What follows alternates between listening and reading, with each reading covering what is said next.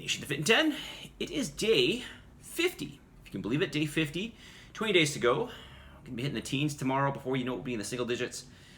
And then the challenge will all be over. But I want to remind you that you can still make really good change in 20 days if you commit yourself and you do the things that I tell you to do. Like 3 classes per week, 3 cardio sessions per week. Again, that's a total of 4.5 hours. Feels like the beginning of the challenge when I say this, right? And you plan and prepare your food. You don't go eating at Wendy's. You don't just order in sushi. Okay? You don't just quote try to eat healthy. It's fine if you just want to do that, but it's not going to necessarily help you for the goals that we've set for the challenge, which are specific and are based on specific things that you do. Of course, in the challenge, I said that you can eat whatever you want. Of course you can. I give you macros. The macros are there. Just eat whatever you want to fit those macros. But it doesn't mean that you guess your macros, and it certainly doesn't mean that you eat fast food or sushi or whatever. All these pre-made foods that are done for you, unless perhaps it's a professional food prep company. That might be a bit different, okay? There are some good ones out there that are using all real whole food, which of course is also what I recommend as part of the challenge, right? So you cannot just, guess your food and think that you're doing everything right. I was hoping by now it would be obvious hopefully it would be obvious to you that you need to be consistent daily, right? Of course, I've always said consistent and reasonable. But, a lot of you are inconsistent with your diet, okay? So, and, listen, I already told you, if you don't want to do it, if it's too much for you, okay. For those of you who want to do it, for those of you who want to meet your goals, I'm speaking to you, plan and prepare your food. Make sure you measure everything out, okay? All right, here is the myth that I'm going to talk about. This idea that people have fast and slow metabolisms. Okay, now, actually, that's actually not a myth. I didn't really say that correctly. This idea that people have slow and fast BMRs. Okay, well, even that's not even specific enough. This idea that you can have 2 people with identical lean body masses, okay, same age, same gender, same lean body mass, and their metabolisms can be wildly different. Okay? Well, I guess they could be if you took drugs or something, but we're talking about in generalities here, okay? We're talking about in the case of 99% of people. Okay? This does not exist. You don't have these wild fluctuations in BMRs unless the person is just way bigger than you and has way more lean body mass. But this is a myth, okay? So this idea that your friend is super lucky because he or she has this super fast metabolism. Well, they might, but it's not due to their BMR. It's due to their increased energy output, okay? Either through exercise or through non-exercise activity. That is just the way it is. So, if you want to be like your friend who has this fast metabolism, then you need to go and start doing more activity. But this idea that you and your friend who, again, let's use a scenario, you're both the same age, you both have roughly the same lean body mass, you're the same sex, can sit around both throughout the day, do the same amount of activity, eat the same amount of food, and one person's just going to lose way more body fat than the other person? No, this is just not true. This is nonsense, okay? So the reason I tell you this is because, a lot of people have this in their mind that they have this slow metabolism, okay? And this can happen if you have, hypothyroid or something, okay? Or maybe you're taking some sort of drug that is affecting you. There are these extreme circumstances, but as a whole, with almost everybody in the population, this is the way it is, okay? This idea of fast and slow metabolism, sure, you can have faster metabolism if you do more, sure. You can actually have fast metabolism if you eat more, okay? But in fact, you're just gonna get fatter, okay?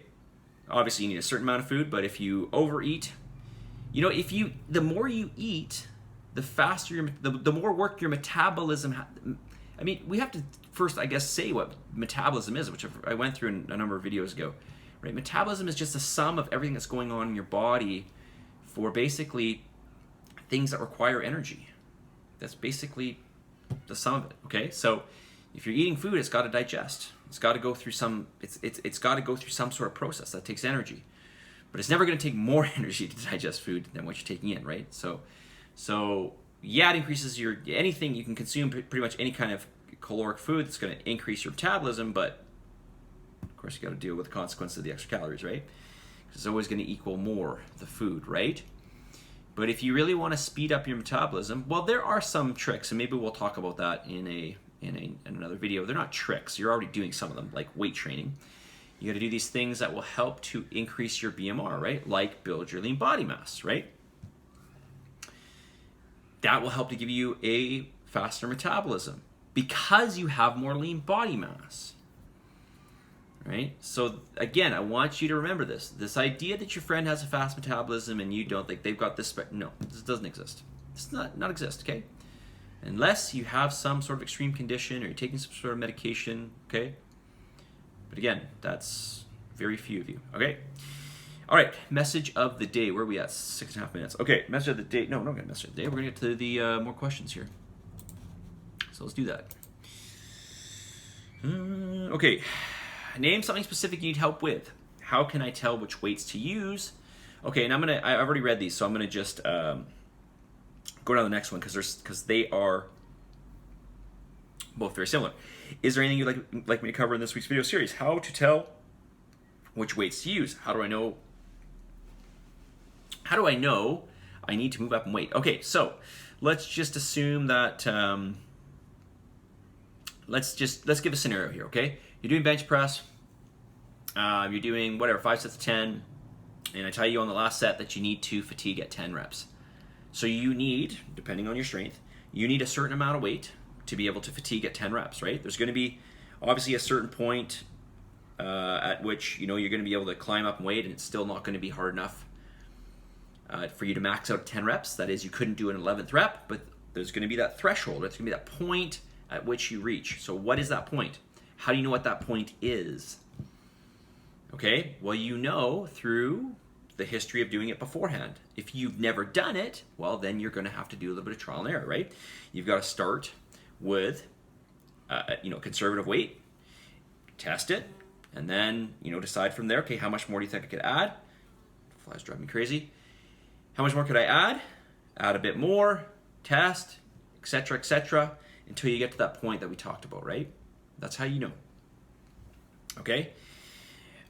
So now there's a bunch of things that can affect this, and whether it could be when you put this exercise in your workout routine, right? Whether it's in the beginning or the end, how much time you take between sets, if you're sick, if you had bad sleep, etc. There's all kinds of things that will affect it. But in generalities, right, if you're doing, let's say, the lift camps, we tend to do all these compound movements in the beginning, right? So, and the rest times are relatively the same, etc., okay? So that's how you know. You know from experience. This is why I tell you to mark down the weights that you use, okay? All right, 9 minutes to go. I don't feel like I saw much progress over the week. Okay, additional comments from this person. I don't feel like I saw much progress over this week. This is from the end of May, by the way, this comment. For some reason, I am noticing more bloating in my stomach, which I didn't have last week. I have been eating similar foods for the challenge, so I'm not sure why. Okay, if you're getting bloating, you're eating something that you're allergic to. It's causing some sort of, it's not sitting well with you, right? So this could be lactose and or gluten. These are probably the two things I would check first. Okay, this could also be a digestive issue, okay, which might require, certain, it might be a hydrochloric acid production in the stomach, okay, or it could be maybe flora in your intestinal tract that might need some improvement. But what I would start with first is foods, and check lactose and check gluten, okay? And sometimes it's not that you've had it, it's just the amount that you've had, okay? Now, in terms of this person doing well, this person's done exceptionally well, okay? This person, this is up until their third scan till now, all their scans, they've done exceptionally well. Well, we've only done 2 comparative scans, right? So to this person, I think you already know that by now because you came in and we saw the results. And I'm going to tell you, actually, this person, I hope this person doesn't mind me saying this person has a hypothyroid. So this is actually something that will affect your metabolic rate. This will affect your basal metabolic rate. That is the energy your body expends at rest. This will affect this. This person's doing super well, okay? So anybody who wants to sit here and tell me, I think I've got a slow metabolism, if anybody does, this person might, okay? Now they're probably using some medication too, so they're probably even with everybody else, but maybe not, I don't know. Okay, but I do know they have a hypothyroid. So, I guess we'll cap it there. We'll get to the message of the day on this beautiful day 50. Let me see here. I feel like I already said this one, but I'm going to say it again. But no, I don't think so. There's no way I should have it in my list. I really like this one, so I'm going to say it one more time. Compare what you want with what you actually do. Compare what you want with what you actually do. And what you actually do is not what your memory tells you. What you actually do is what your log tells you. Go and look at your logs. Okay, as I said, I had somebody come in a couple days ago, and I already went through this yesterday's video. Okay, drove me insane. Okay, told me about their log, told me how they're eating more now, and that's why they're gaining more. If I go and look at this person's log, in fact, it's the opposite of what they told me. Okay, so my point is here is this person's memory is way off from their log. In fact, it's the opposite of their log. Okay, so go and look at your logging first and foremost. Go and look at what you're doing. Don't just assume when really, in fact, you have no idea what's going on. Okay, and listen, I'm not saying this to insult anybody here. I'm just telling you, like most people that I deal with, they come to me with this assurance, this confidence, like they know exactly what's going on. And when I look through everything, I'm like, they have absolutely no clue. Like absolutely no clue. Like they're on another planet. Okay? Again, I'm not trying to insult you. I'm just saying, like, you need to look at what you're actually doing. Okay? Look at what you're actually doing. This is the importance of logging. Okay? So compare what you want with, okay, so what do you want? Well, you want to reach your goals in this challenge with what you're actually doing. Okay, maybe you're doing all the exercise. Great, good for you. How's your diet, right? How is the diet? How is the diet? All right, positive energy, positive vibes, believe in yourself. For the love of God, give some gratitude. I'll talk to you very soon. See you guys.